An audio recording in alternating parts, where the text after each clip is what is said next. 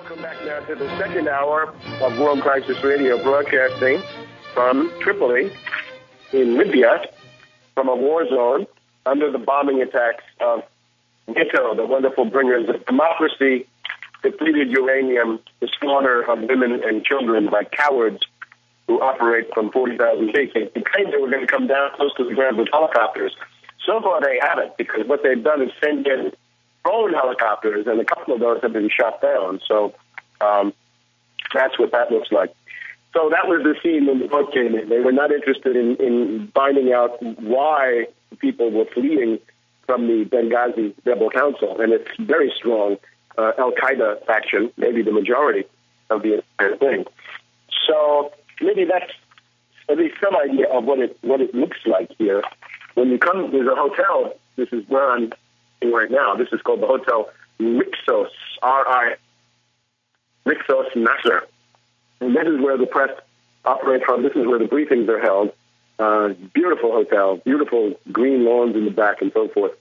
But unfortunately, wasted on these depraved agents of war. This is basically the harbingers of nothing but death and depravity and so forth. It's a real feature of the crisis of world culture that you have such depraved, decadent individuals.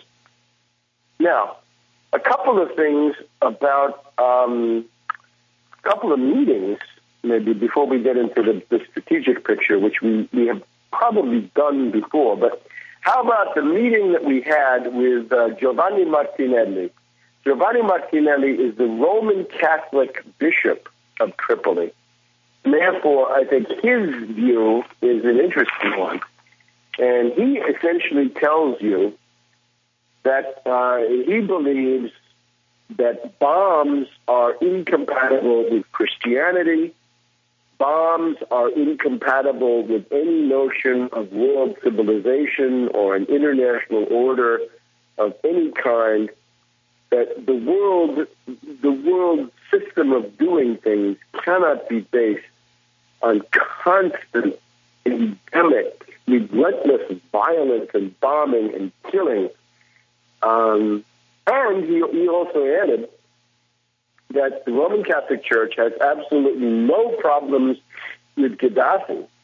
And he said that the main effect of Gaddafi's rule here is that there is perfect religious freedom, that the Roman Catholics, including the Italians, right, the former colonial power, the guy Giovanni Martinelli, he said he was born in Tripoli. He's indigenous. He's a Pied Noir in Algerian terms, born here.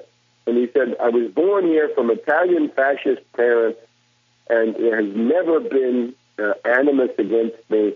Nobody does anything. He has some nuns working for him, some sisters. He's got social service agencies going. He's got priests that he sends around.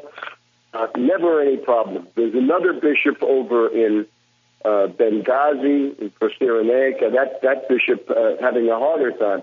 He was now in Malta, apparently on a visit, but maybe also to get out of town.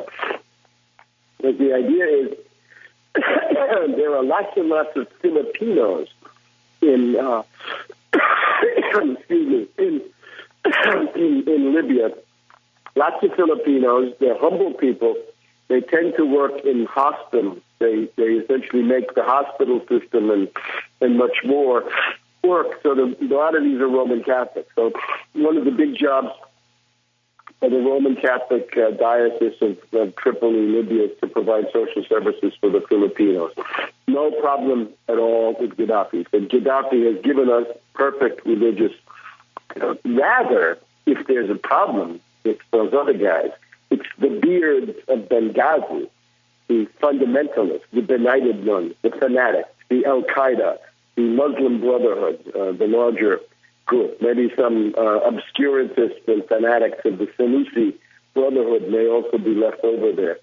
So they're over there in Benghazi, and that's what they're up to. So the idea is, if you're concerned about Christianity, some people make this a cause, and it's perfectly legitimate. You should look, first of all, at what has happened in Iraq as a result of U.S. operations there, right? Maliki government. Christianity in Iraq is pretty much over, even though before these wars began, there was a significant Chaldean minority there. These would be Chaldeans, the Chaldean church, who have accepted the Roman Pope, but they keep their own liturgy, their language, and all the other special features of being a Chaldean. That's all there. The problem is that if you have those Benghazi rebels taking over here in Tripoli, which I don't think they'll ever do, but if they ever should, that would probably also be the end of Christianity here. So I don't know why anybody would want that. So if you don't want that, especially suppose you're a Catholic in the United States, what should you do about this? You should get in touch with your congressman. You could also call the National Catholic Bishops' Conference and report that Bishop Martinelli is perfectly happy with Gaddafi, that there's no oppression, and that rather the problem may come from the other side of things. At least, I guess that's not really coming directly from him, but that's sort of the idea that is spread around here. But in any case, if you're a Catholic in the United States, a Christian, or anybody for any reason, whatever your religion is, this matters not at all. But call the Congress and tell them this killing, this bombing must end. And rather than being hypnotized by Obama's smiling face, they should be getting ready to impeach him because he's in flagrant violation of the War Powers Act. Now, let's look at a couple of things now about the way in which this stuff was done. It all starts about the 14th to 15th of February. So remember, Tunisia was in early January. Egypt started on the 27th, 28th of January. Mubarak was out a little bit after that, so it was Ben Ali fell in January, Mubarak fell in early February, and then Gaddafi was the NATO target who was supposed to fill the month of March. Some people have found foreshadowings of an attack on Libya in a speech by Colin Powell, perhaps, or even by, I think it's either Wolfowitz or Pearl, one of the neocons, at the time of the Axis of Evil speech in January 2002. There's some references made by neocons or by their stooges like Colin Powell to the idea that you have the Axis of Evil from David Frum, Iraq, Iran, North Korea, but that there would then be a second wave, and the second wave might include Syria, Libya, and some other places. So the idea of attacking Libya obviously floated in 2002.